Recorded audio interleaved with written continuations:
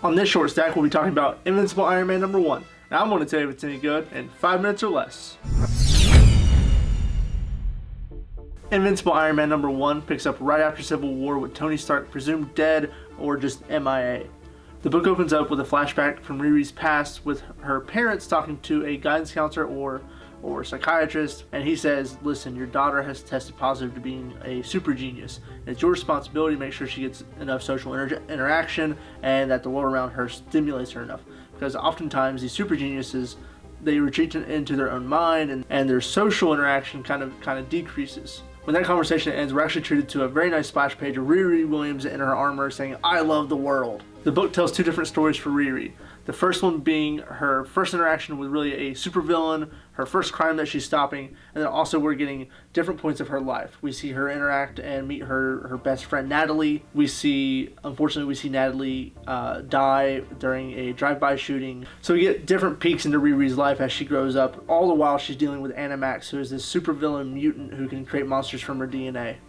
Riri makes her way home after defeating Animax, talks to her mother about superheroing. Of course, her mother's worried because she was shot at and she was in this huge fight with this mutant. But Riri's like, it's cool, I got this. When all of a sudden, they are met by this guy in a suit with a package. The guy delivers the package, Riri opens it up, and there's a sign that says, push me.